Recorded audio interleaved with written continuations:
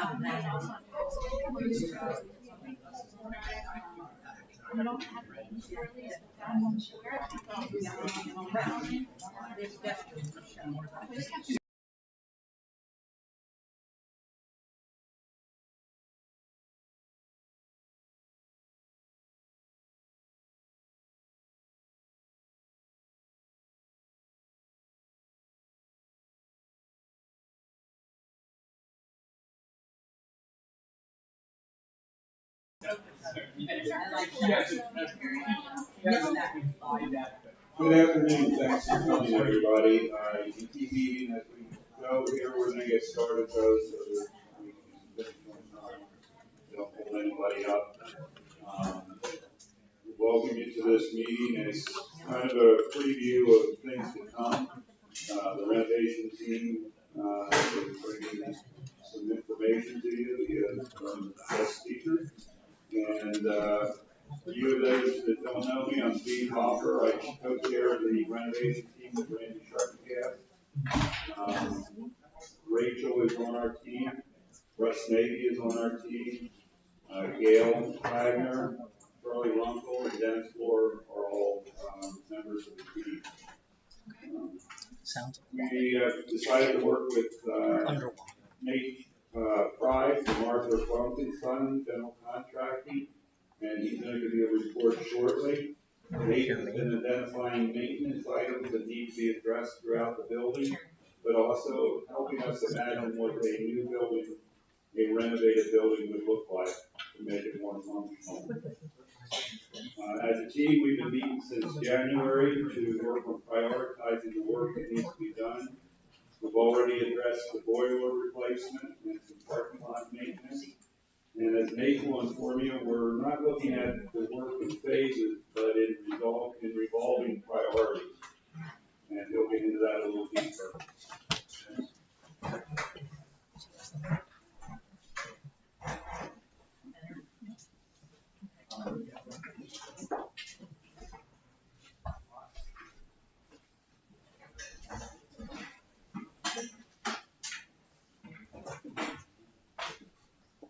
Okay, so I'm going to start off with a celebration.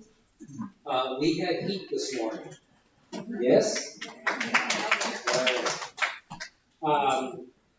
So what's coming around is just the beginning of a timeline so that we can say, let's see, where were we, where are we, and then Nate can talk about where we can go. Three good questions to ask. But I found the process of putting this timeline together, which since those who may be watching by live stream don't have in front of you, let me hit some of the highlights. It was in May of 2013 that the first meeting of the Facilities Options Task Team was held, and that was to assist the congregation in making clear decisions regarding current and future facility location needs. About 1 year later, at a council meeting, the congregation approved the option to refurbish our current facility as opposed to building a new facility somewhere else. About a year later, the first meeting of the renovation task team occurred, and that was to assist us in sorting and making clear decisions and so forth about how to begin. Later that year, 6 or 7 months later, we participated in a financial assessment conducted by Kirby Smith and Associates, and then in October, a month later, those results were shared with the congregation in the town hall meeting. Take a look at some of the details of that. 69 of 74 households, with 5 more households indicating they would contribute, but not certain at what levels. The low range of totals that were offered, people saying, yes, I'll commit this amount, was 304,000. A median range would have been 413, and a high range would have been 523. I think the consultant Jeff Power asked people, what's the range in which you would be willing to support that? So those are the choosing the median range, which they said was most likely to happen, looking at a campaign with a couple of other things consideration to be set at about 500,000 for a 3-year campaign. In May of the next year, the congregation approved the renovations to the fellowship hall, kitchen, library, elevator, attached hallways at an estimated cost of $721,000, and approved the funding strategy, which included a combination of current assets, what would have been in the renovation fund at that time, the capital campaign, sale of the South Forge Road properties, and construction loans. And a couple of months later, the renovations began and were completed about 7 months later in January with all inspections completed. And then we celebrated with a banquet in March. Well, renovations weren't quite completed. The elevator still needed to be renovated, which was completed that summer of 2017. Since then, later that same year, volunteers refurbished the church nursery. The key fob system was installed at the Chestnut Street entrance. And then I just started working on the continuing history there, which simply says to be continued. So there is a lot about what we're going to talk about today that is to be continued. This is an opening initial conversation to begin to get people on board with the work that the renovation team has been doing and where we are in the process. This is not a deliberative meeting. We're not taking any votes today, but it's to begin to open up to the congregation the possibilities and the challenges that this conduct is really interesting to me. Last night I was trying to tag the dates for when we closed worship because of the pandemic and when we reopened it. So there's a lot of things and a lot of ministry that our congregation has done throughout this whole process. And I'll keep working on this. But with that, Nate, you're our expert. So my definition of an expert is X is the unknown quantity, and the spurt is a little drip under a lot of pressure. But you're our expert. Thank you for doing it here. Okay, well, I might just be a little drip under a lot of pressure, I don't know. But we'll see. So thank you very much for being here today. When they kind of heard that I was going to be here, some of you could have just stayed home, but you didn't. You ventured out. Of course, you had a great sermon to listen to this morning, so that was wonderful. So I was looking at putting everything together, and then they told me that I had 20 to 30 minutes. And I was like, wow, we have to talk really, really fast. So micro machines all the way. Anyone old enough for that? Okay, you know where you're at. So I said, well, the elevator didn't work, so I'll steal some of her stuff. So it was great. First line was finished. And then I said 2 to 30 minutes. Wow, I could do 2 to 3 hours. No one would notice because there's extra food and others are eating. So enjoy yourself and try and get that if you need to. But we're going to move through the presentation, kind of look at some things. That way we can have some question and answers. This is not a detailed meeting. This is for information, some direction, and where things are happening and how things can happen. I will be going through some details to explain some things. We will look at some pictures. We'll look at some sketching. We'll look at some numbers. All right? But keep in mind, it's all for information purposes. We want to hear what's going on. We want to hear the information, get details back from you, so that the committee can make great review in terms of what we're looking at, how we're perceiving the future. Okay? Great. Now we know all the ground rules. make sure you get extra food. I've done the coconut crisp. Whoever made that, that was pretty good. All right, just in case you ended up in the wrong spot, you had a great meal anyway. And we can kind of look at this plan. We have the site plan from Google, wonderful little thing. And we can see what we got, the existing building, we've got the parking lots. How many people remember the moon that was in the parking lot? Moon. Yes, there were craters. It was rare. You go out and you kind of venture in if you take the wrong step out of your car and you park in the wrong spot. So you've done a lot of things and you've actually gone through repair the parking lot. Makes a big difference, especially when you have guests and visitors.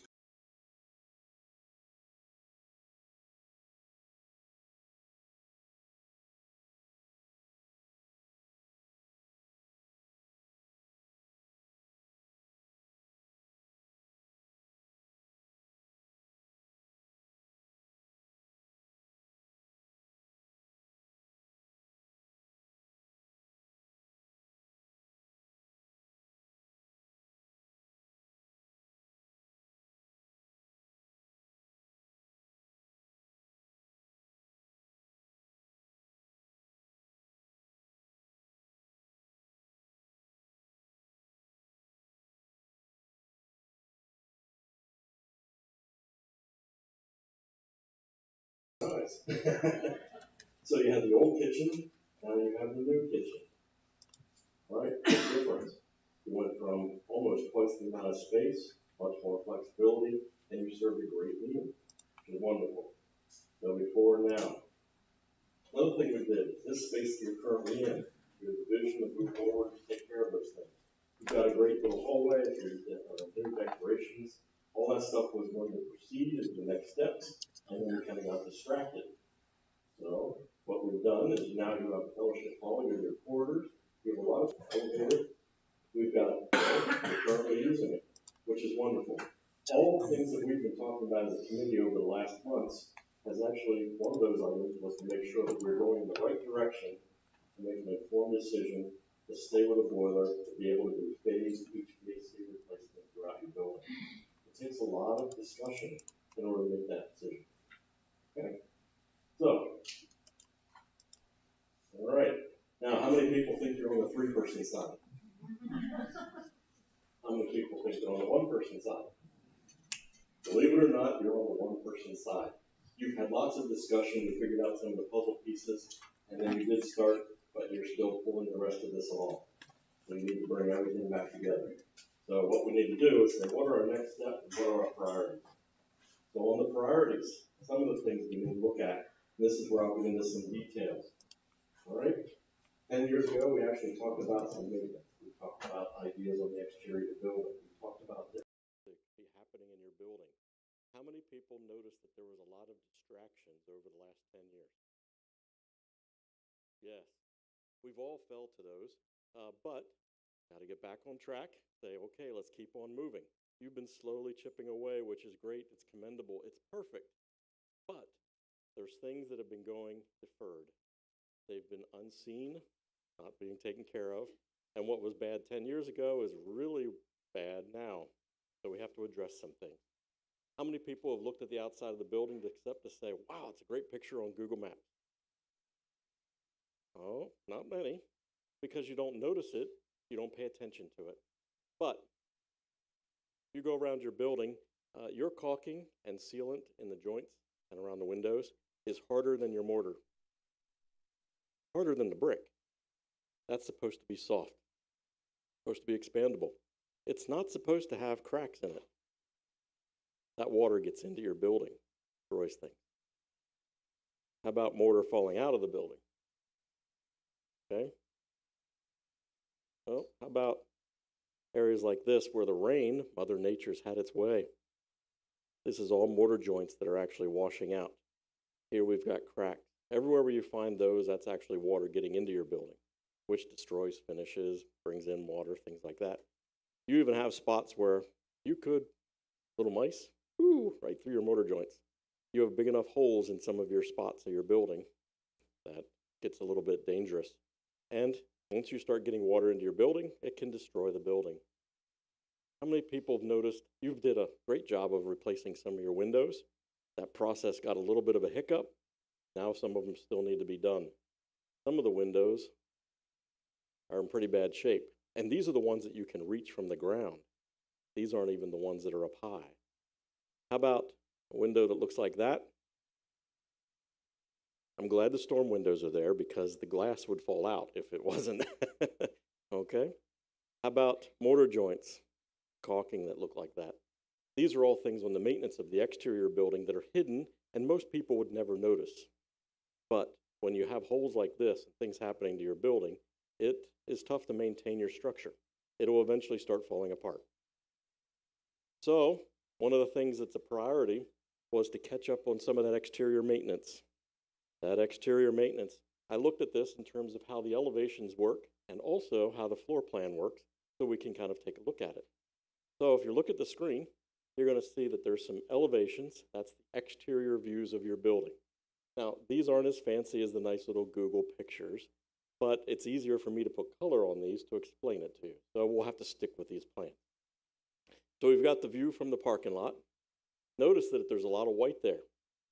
Well, not as much work on that side. Amazingly, it's in pretty good shape for the north side of the building. We have 2 windows that need replaced. The rest have been done. We have 1 window that needs infilled. Okay? And then we have some miscellaneous spots where the caulking needs replaced around the windows. There's a control joint. So it's relative small maintenance on that particular elevation. Then as we go around to the front off Chestnut Street, you can see there's a little more color. This requires some repointing of some brick. There's a lot more windows that need replaced. There are some windows that need to be infilled. Orange is infill, blue is window. All right? Infill means we're taking the window out and putting in some type of a stucco panel masonry. So we're removing the glass and putting in a solid panel. That's an infill. Making it smaller or filling in and giving it a different pattern. One of the areas also on the infill is at the bottom section. How many people have ever walked around the building and noticed that you have a moat? Yes. Anyone that helped clean up the nursery especially knows that there's a moat because your rainwater comes down into that little trough that goes around the outside. That water drains into your building to a sump pump and then gets pumped back out, which is great as long as the pump works. So when it doesn't work or the power's out, the water's coming into your building from this whole trench around your building, and moats, guess what? They're usually full of water. Luckily, most of the time yours are dry. But we'd have to take we'd like to take that moat and that little trench and remove it. Get rid of that because all of your stormwater lines are actually outside of that. If we raise the bottom of the windows and keep them from being underground, we can infill the bottom of these windows, remove that trench, and no longer bring water into your building that then has to be pumped back out. That just makes sense. It's like fighting gravity. Something's going to fall downhill if you're not careful. So that's one of the things we'd like to do is continued maintenance. As you continue around the building, you end up getting onto the south side. This is over next to the house. There we're looking at infilling the windows for a couple reasons. One, it's a big solar gain.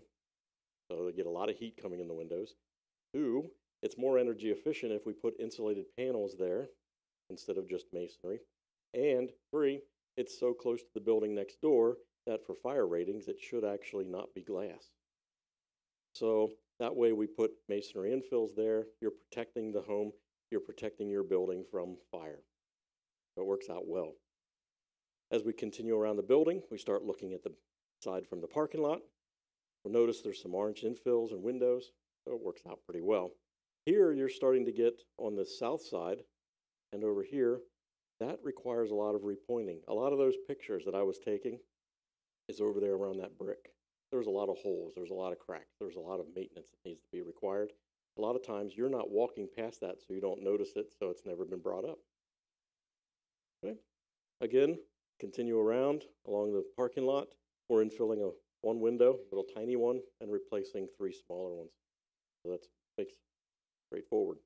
On this particular wall, that's one of the oldest walls in your building, and it requires just about the whole thing to be ground out and repointed.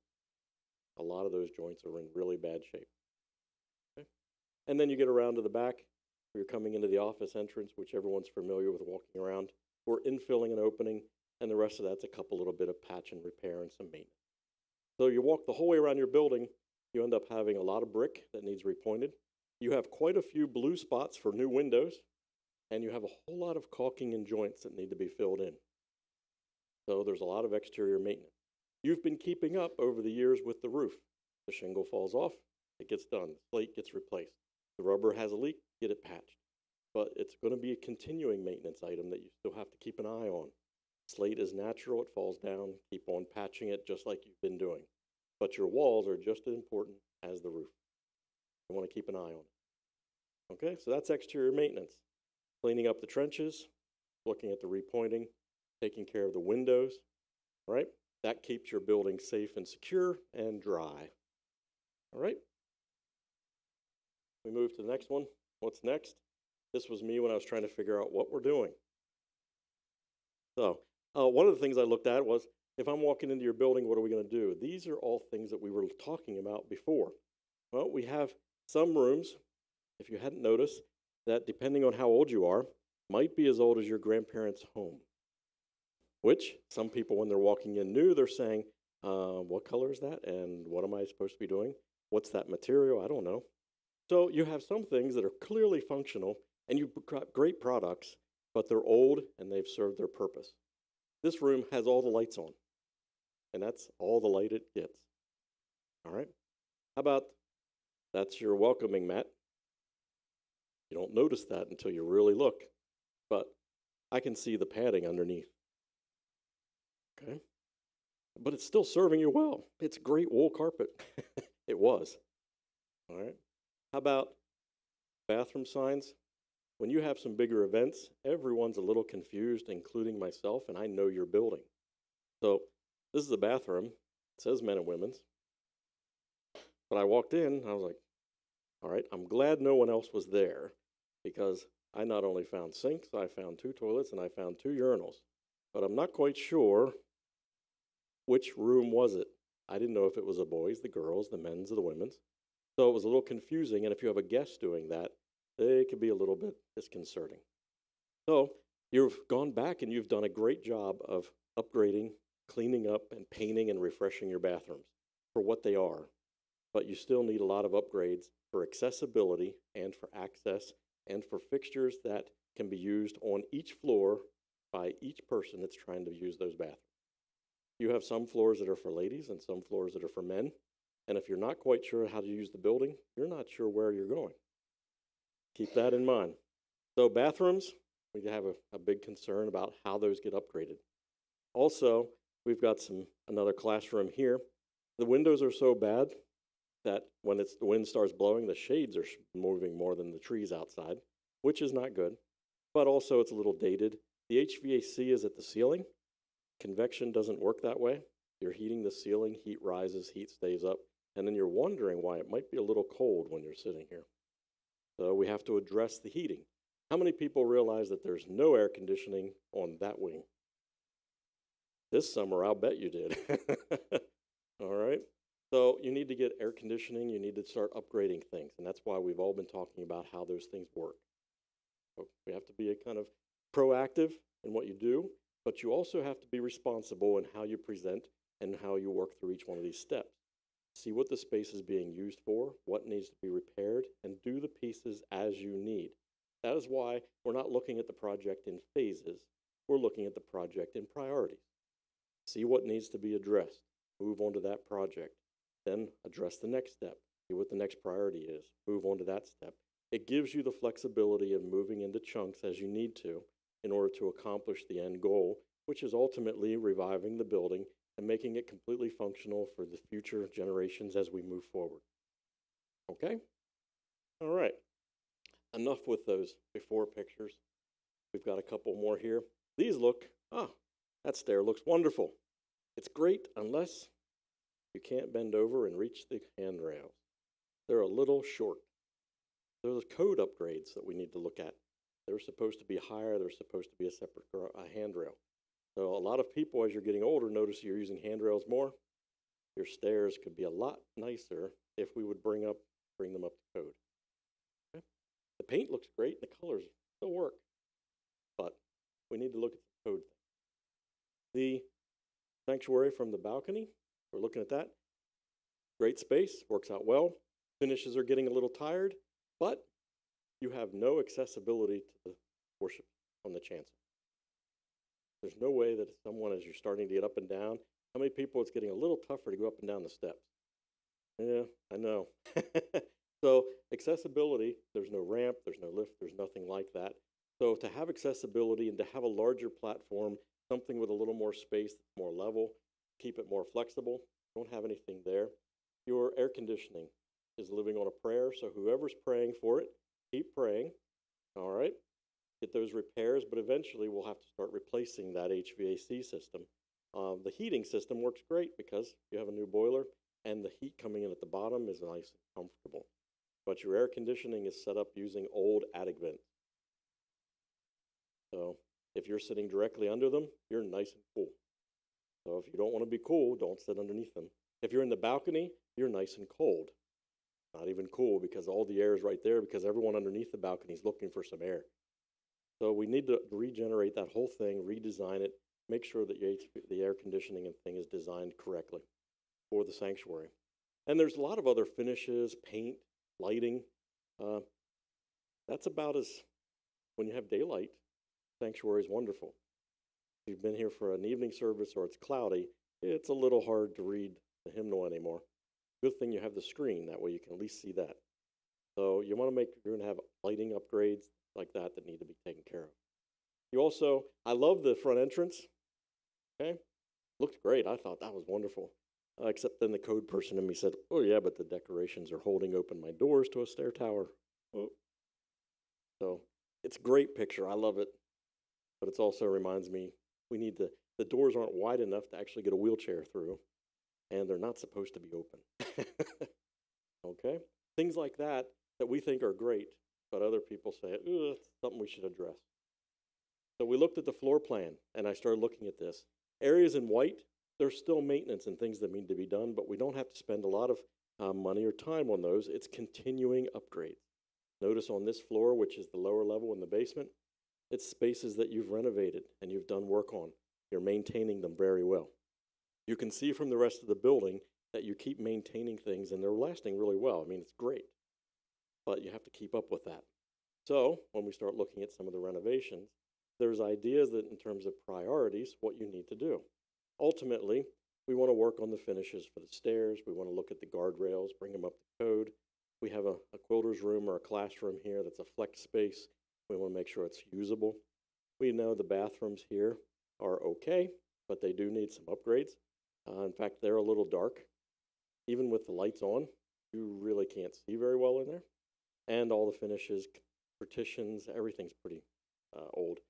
You have toilets in there that are still flushing 5 gallons every time you're flushing them, and you could be much more efficient and energy efficient for yourselves. So we got bathrooms that need upgraded. We could add a shower so that if you happen to be a shelter or you need to be an emergency stop or you had some missionaries stop by, there's a spot where we could add a shower right there in the corridor. It's easy to get to. Could use the space. These are all ideas. The library, the nursery, those are already finished. You're doing a great job with them. How about the corridors? That was finished. Wonderful. A lot of people wish they had murals and things like you guys do.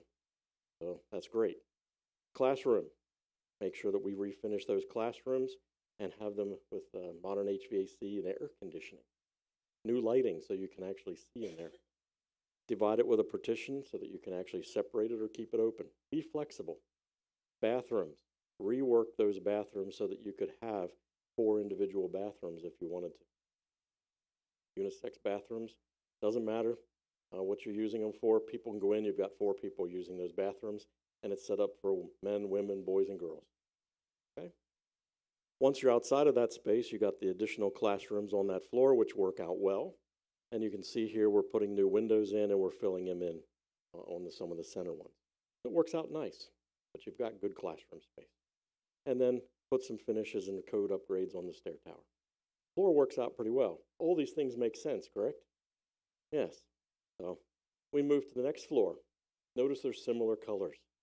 All right, with those similar colors, you can go through here and say, well, we've got the back stair, it's refinished. We've got the welcome center, the sanctuary. Notice they're outlined in orange. The chancel, we've got a chancel where we need to meet with people, talk about things, but the chancel could be upgraded to be a larger platform, have a ramp access. So you could actually get from here up to the music choir and music room without having to go up and down the steps just by using the ramp. Makes it much more flexible for people that would need that option. We go in here and refinish, new air conditioning, new lighting. Come back out, stairs, we know we have to refinish. So pink areas, notice there's a lot of pink on here. That's because it's really identified as the classroom and it's that far wing. You've been delaying some of the repairs and things on that because you're trying to concentrate on other things, which is great, but eventually we have to move towards those areas because you have more people that are using them. You have a lot of meetings and a lot of groups that are using those spaces. So we can go in and we can say these are flexible classroom meeting spaces. We can go in there, renovate them, provide air conditioning, new lighting, and finishes. Chapel is a meeting room classroom space. Can be used for anything. Okay. The bathrooms can be upgraded again. Notice that there's a stack of 4 bathrooms on each floor. So now you have accessible bathrooms to each floor no matter who's using the building. The back room, actually, you could rework that. This could be your relocated offices. Offices, conference room, media center. Instead of going from 3 different floors with everyone on different spaces, now you could actually be on one floor and collaborate and work together. When someone comes to the door, they go to one place when they're talking to someone. It really does help. Makes things move a lot easier, much more coordinated. So you've got an option here where you've got some offices. And it's accessible from the front door. You don't have to bring people in the back door necessarily. Okay? So you've got options here for sanctuary work, classroom and office work, stair tower upgrades, finishes. Then we could go back into the welcome center and say, you know, if the offices are relocated, it opens up this area. You could actually have bathrooms back here in this space, or it could just be a classroom. But if we could put in bathrooms, you could actually have accessible bathrooms and a kitchenette right in the welcome center as part of your meeting and greeting space. So it gives you things that you can look forward to in the future and you can grow into. You don't have to do it all right at one time. All right. And then the next floor. Now notice that the colors keep changing. They're the same colors, but the amount of them changes. We're working on the basement floor, using the spaces you use the most, upgrading where you can, going to the first floor, upgrading those spaces, going to the second floor. On the second floor, there's hardly any orange, except for the space that's here, which is the balcony and the sanctuary, because you're doing those as part of the rest of the sanctuary. There's very little pink, because it's some HVAC, some mechanical, and storage. But there does seem to be a lot of yellow mixed in with this orange. The orange here is for the stacked bathrooms. Remember they were on the other 2 floors? Okay. Here the yellow spaces are flex spaces. You're going through and you're upgrading your corridors, you're upgrading your stair towers. You could actually put those off to future priorities because they're not as high on your list right now, and then be flexible. You're staging your construction and your renovation. So on the second floor, you've got yellow areas right here, flex space, classrooms, flex space, meetings, classrooms, storage, could be just about anything. And again, up on this floor. It gives you the flexibility to make those things what you need for your vision and mission in the future. Then as you go back through, we've got the seating here on the side. That could actually be storage, or it could be seating with screens, and you could actually simulcast additional seating. Or it could just be storage in classroom spaces. I kept all the risers. I kept that because that makes for a wonderful welcome center.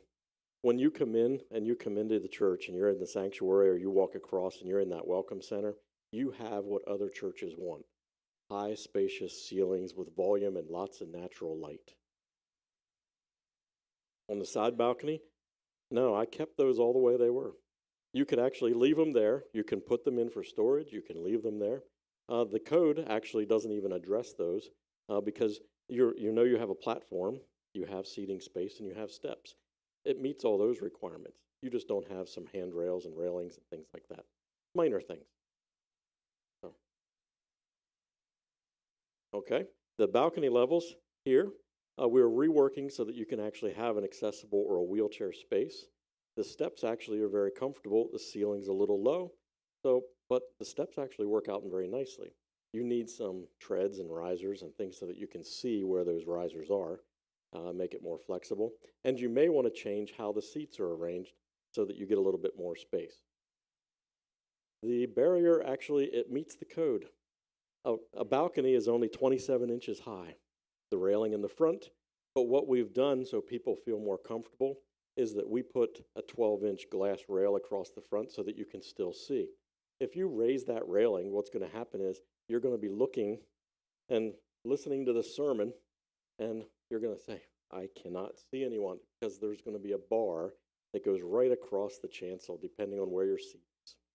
So what we've done on a lot of churches is you actually put a glass rail there, and it makes it feel like you're more secure because it gives you added height. But it doesn't put that bar there that actually gets in your way of your vision and sight. Those are details that we haven't worked out, haven't talked about. Everyone has different ideas, and we will work through those as we go.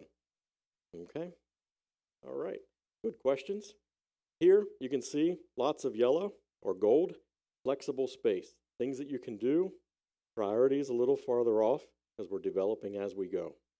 You can see you have flexibility. Right? Now, each one of these areas we just identified as big groups. And then we said, well, there's no details, but some people are going to want to know what some of your costs are. So what are budgets? Budgets go with colors, go with areas.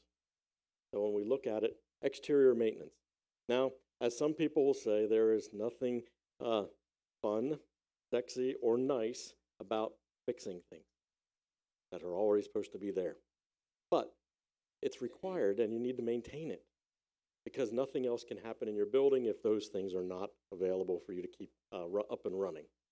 So when you look at this, priorities, exterior maintenance, keep the building dry, keep it safe, keep it warm. Now you're ready to go. Now you can do anything you want on the inside. So if we look at the boiler, we had some upgrades, some pumps, and now that the heat's actually running and it might stay cold, although, hey, we'll save some heat cost if it stays warm again. But eventually we're going through and looking at the hot and cold spots. What can we fix? What are bad valves? What's needed? And then that's how we're addressing things as part of that boiler upgrade. The parking repairs.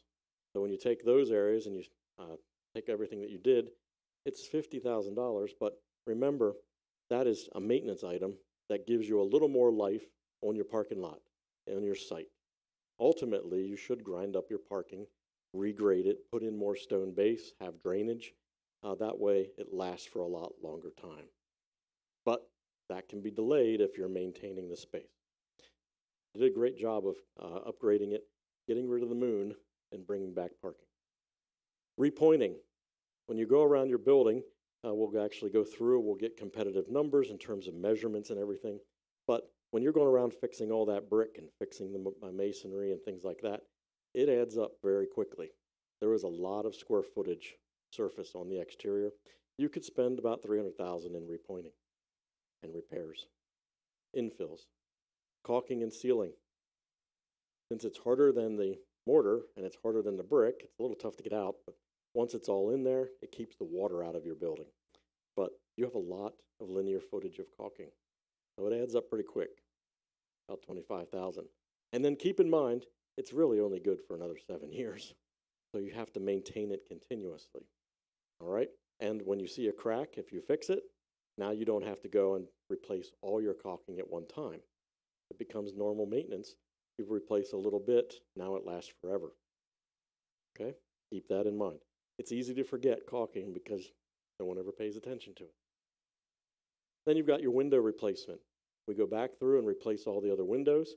Then you can spend about $180,000 or so to do that. That's cleaning up the outside, cleaning up the inside, and replacing the windows. Those numbers do add up. but you let a lot of energy in and out with windows that are leaking all over. And then you've got remove the window wells, miscellaneous fees, and FF&E. FF&E, furniture, fixtures, and equipment. All right, so now you can go home and say, I learned something today. You need to fix your FF&E on your house because I don't like your couch. So, and everyone's going to say, oh, okay, no problem. Furniture, fixtures, and equipment, what we're here. So a lot of those things happen whenever you renovate. So you can see exterior maintenance, you have a lot of items that you're continuing, and these have been deferred for 10 years. So it's something that we want to continue and get back to. Right? If we're looking at sanctuary spaces, welcome centers, things like that, these are ballpark numbers. There hasn't been a design done. We've looked at some ideas and we know what we could do. There's various grades of renovation within each one of these spaces. That's something that we need to work through. But if we're going into the sanctuary and we're painting, flooring, lighting, HVAC, AVL, audio, video, lighting, that's AVL. You learned another one you can dazzle people with. Chancel accessibility, the side divider. All right, I wanted to get back to that because when you're in the sanctuary and you have the welcome center, we could actually put a movable partition here, which actually has the panels with the windows in it, and now you have a sanctuary and you have a welcome center.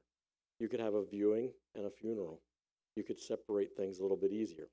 Doesn't have to be done right away. It's something that can be phased in. But that little divider can give you much more flexibility on your space in the future. Okay. Welcome center, paint, flooring, lighting, HVAC.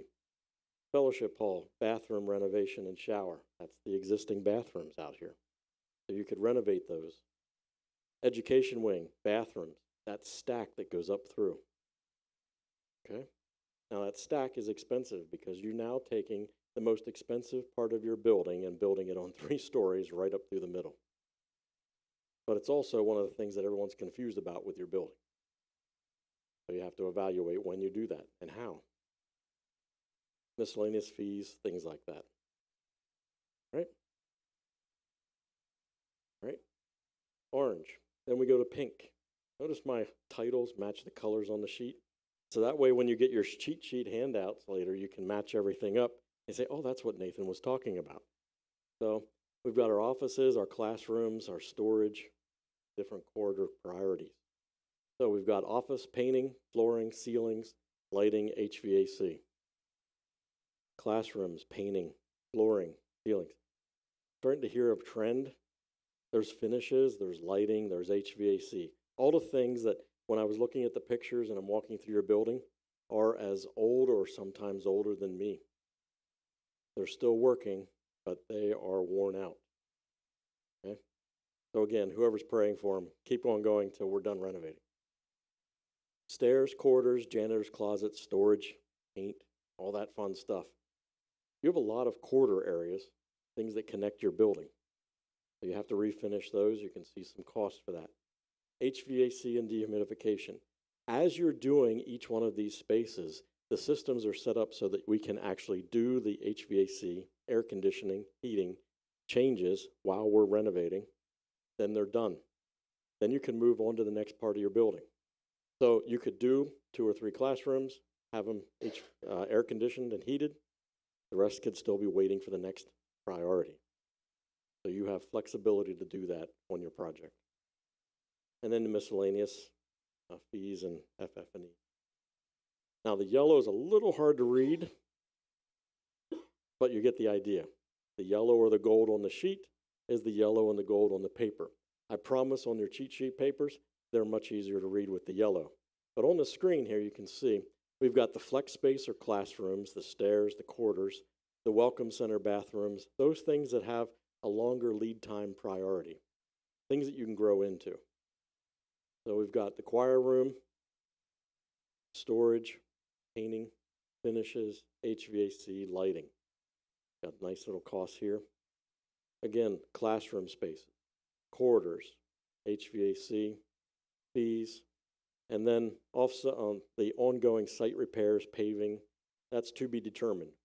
That number can really start to grow if we're not careful.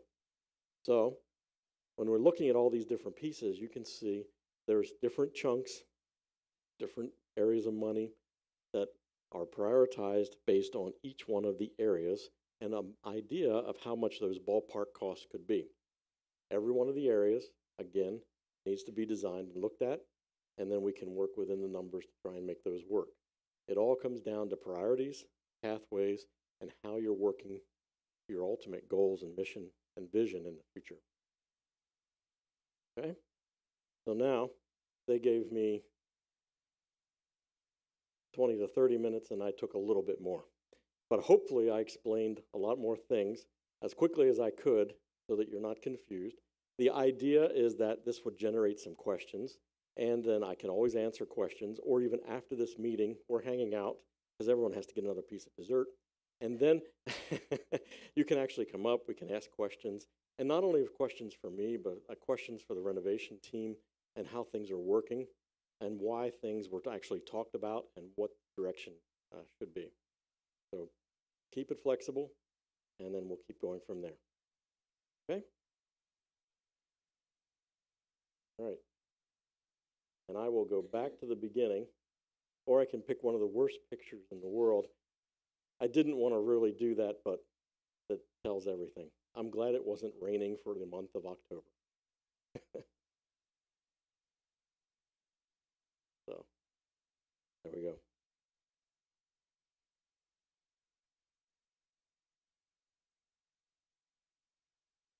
All right, they've opened up the floor, so now's your chance.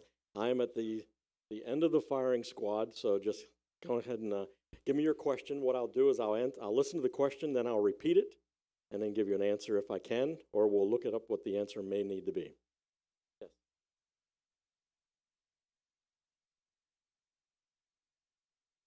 Yes, under the exterior maintenance, there's about a $25,000 allowance to tear out. It's part of the window well. Yes. So you'll remember it, the trench, the well, the window infill, but you'll remember the moat. If I fill in the moat and I get rid of that water, we're great. But it was about $25,000. There's a lot of things that we need to get through for approvals, but okay. Yes.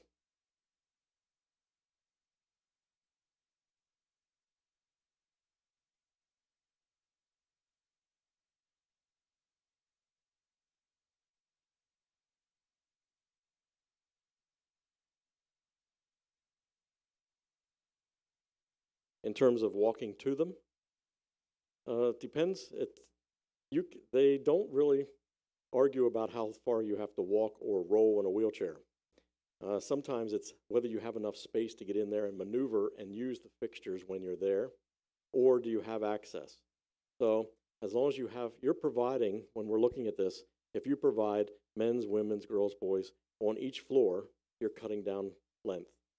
If you're putting in individual bathrooms like the design, now you don't have to go through a gang bathroom. You're not rolling through a large area. So as long as you're providing those smaller spaces and they're accessible, you're meeting all the code.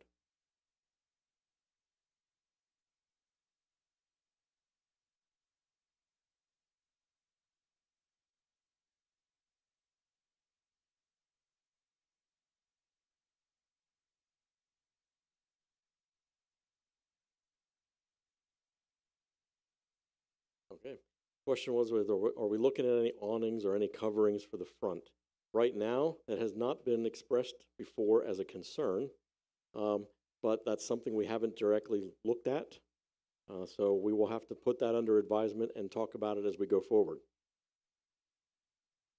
Yes.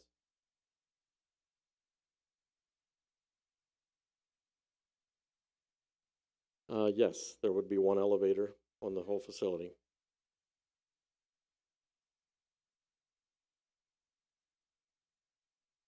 That's correct. And then you have access from the front door. Some of the idea is that you have an elevator, and in your 10-year process, that got replaced. So basically completely rebuilt.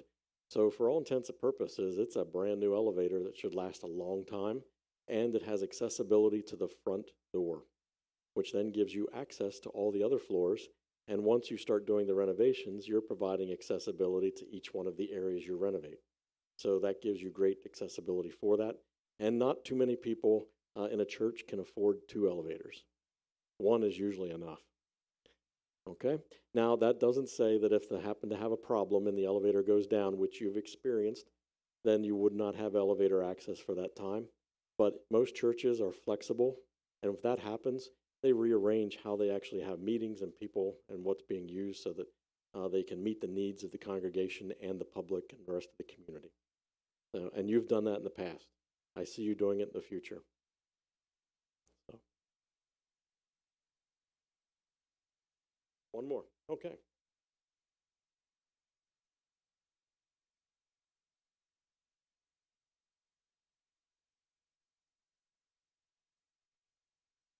Right. There is no door that goes directly to the outside from the basement level, just like there is no door from the second floor that goes directly to the outside, unless it's a very big first step. So, but from the basement, if we don't have an elevator and you're coming up and down from the basement, there are ways that you can actually have accessibility with movable chair lifts, things like that, and you could put in a temporary lift if you wanted. But for right now, there is no direct access to grade without building a 75-foot long ramp. That's a long ramp, unfortunately. You're welcome.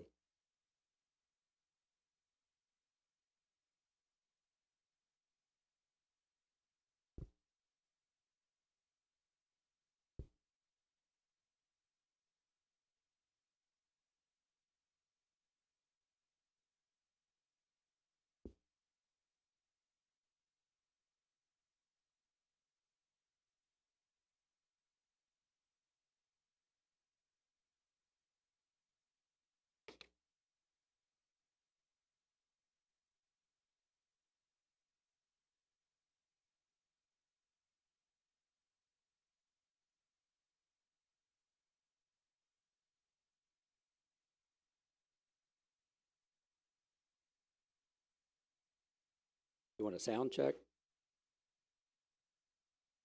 Yeah. Okay. Thank you.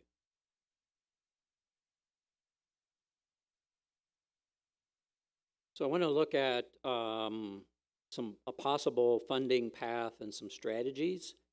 And I want to begin with the renovation fund. So I've tried to provide some information here. Already the cost of doing the parking lot, I had it rounded to $55,000, has already been paid out of the renovation fund. With that awareness, the renovation fund currently has a balance of $250,000. We have not yet been billed for the cost of the boiler replacement at $115,000. Once that happens, the renovation fund will have a balance of $135,000. In the event that our air conditioning system for the sanctuary goes out on us, we can address that and have the sanctuary cool next summer by replacing one of the two units with a double unit. There will still be more work to do later up in the attic and so forth when we get the sanctuary renovation, but we can keep, if needed, to replace a unit for the sanctuary. We can do that around the cost of $50,000. That would leave a projected balance in the renovation fund of $85,000. This balance will continue to rise as donations are made to the renovation fund. Last week, we received a $2,000 gift to the renovation fund. So you're welcome to make those contributions at any time. The next priority, as identified by the renovation team, is the repointing of bricks, replacement or fill-in of windows, and the window wells. I have coming in around $540,000, give or take a little bit, less the amount in the renovation fund. We're looking at another $455,000 to proceed on that project. If we want to proceed on the project this year, it can be done this summer, but we will need to start getting estimates and signing contracts and so forth in the early part of the year, February-ish. Okay? And again, this amount, the $455,000, may decrease as donations for a funding campaign begin to come in. So here are some points to think about. Does it make sense to address outside moisture coming into the building before proceeding with inside renovation? Does it make sense to replace or brick up old leaky windows in order to immediately reduce cooling and heating costs? Does it make sense to replace or to raise the window bottom levels around the educational wing and fill in the old window wells in order to remove any chance of inside water damage from a hard and heavy rain? That's what happened to us last year when the nursery and some damage in the library occurred. Does it make sense to borrow money now, which means paying interest, in order to complete a project now that will be more expensive to complete a year or more from now due to rising costs of construction?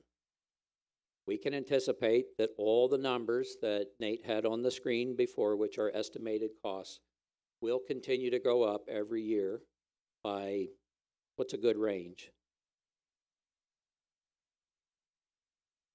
Okay.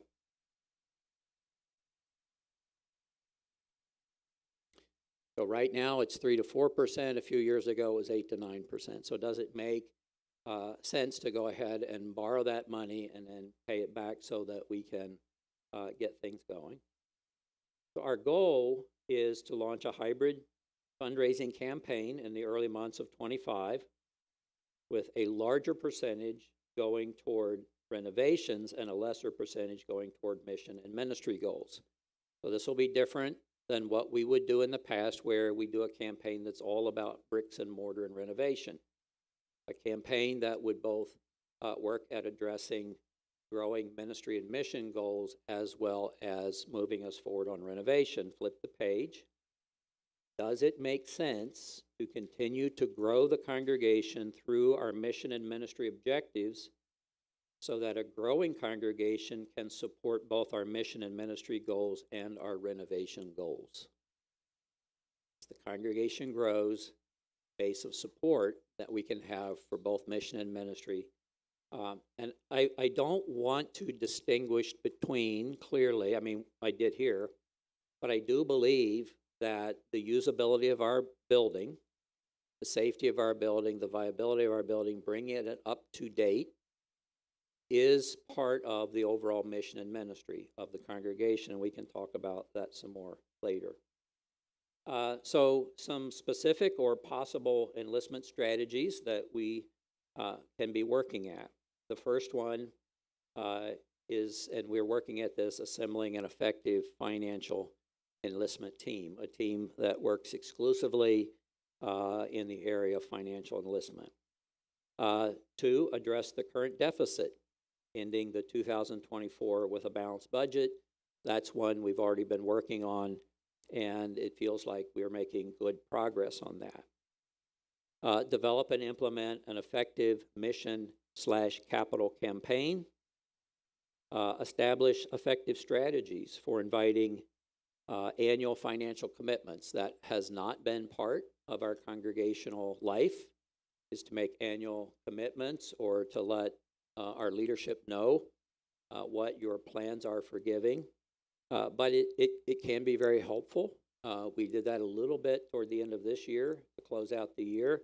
Those responses are helpful. If we proceed with that, it certainly won't be mandatory.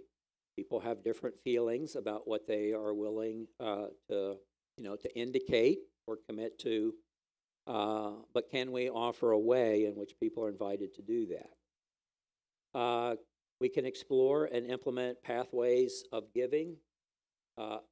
Develop and establish strategies for soliciting and obtaining major gifts, planned giving commitments, and grant writing.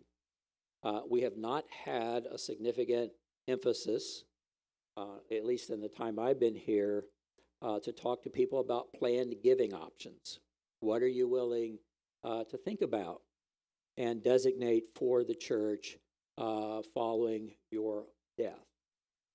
If we want a good example of how powerful that giving can be, Remember that a week ago, I announced that we were the recipients of someone who made those plans. And so funding for mission and ministry, funding for renovation could be assisted. Action doing free car washes. They may have no connection to the congregation, but they say, I want to support a congregation that does that kind of thing. Here's $25. So can we explore those options? Develop strategies, open set strategies, which means beyond the current attending congregation for financial support.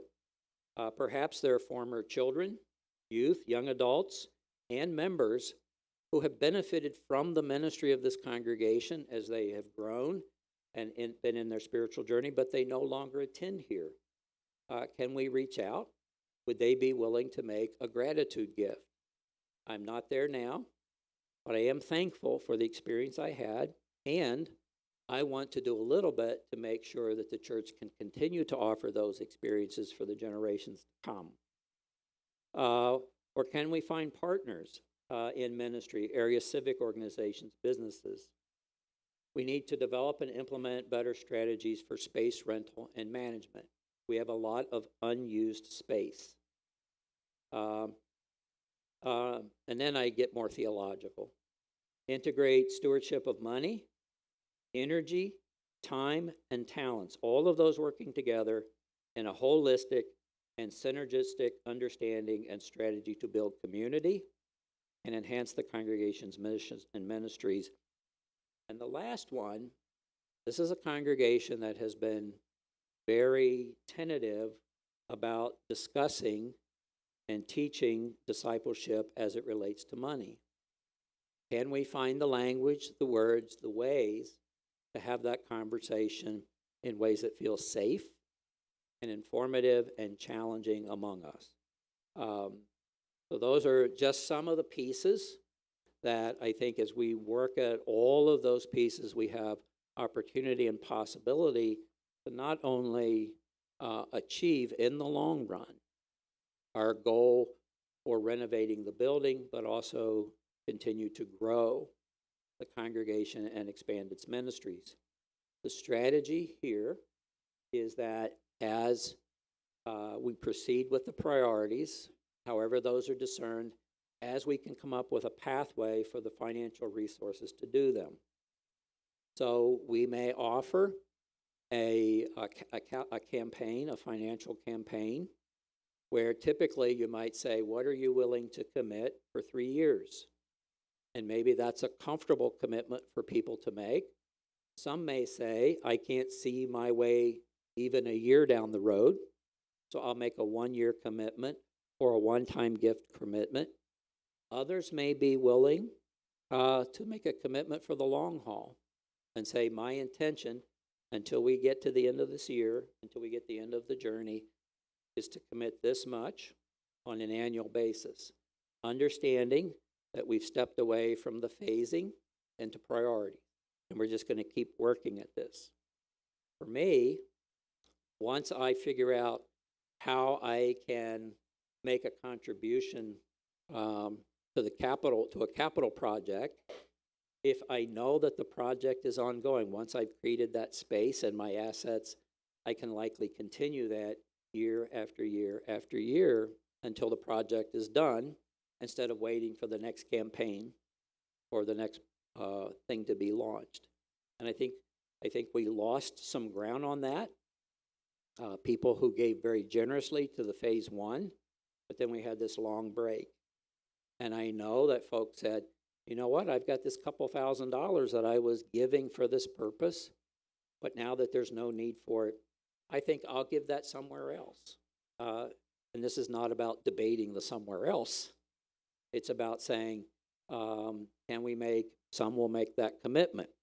The commitments can certainly be flexible. We all know that things come up in life that change our capacities. So those can be reviewed and flexible. That was the word you kept using, flexible, as we go along. But it seems to me, if we work at it in this way, looking at priorities, what comes next, we look at as a strategy of how do we stay in this until we get to the end goal. And we consider the possibility that borrowing, which we did for phase one, borrowing and then retiring. If we take a loan, I believe that we will be able to pay that loan down as pledges and gifts begin to come in, and therefore not become an issue in our ministry budget. I think we can handle it that way, but we'll see. But that's just some ideas and some strategies that I think can move us from where we're at to where we would like to be. So, any questions about that? To be continued. There will be opportunities, as there were for phase one. There will be opportunities for the congregation to gather in the future and look at more specific details and next step priorities, and to affirm those, and also to affirm a funding strategy to make those happen. So with that, Nate said something about dessert, and if I could dismiss you with a prayer. Gracious God, we give you thanks for the many ways you have blessed this congregation, not just today, but throughout the years. This congregation has made a huge impact in its community and in the world. This is a legacy which is ours to continue. I give you thanks for this gathering of interested people, for those who have joined us online, and for our serious, prayerful consideration of how we can meet the thing that we believe you have called us to, which is to be a congregation that brings peace and wholeness in our world. In Jesus' name, amen.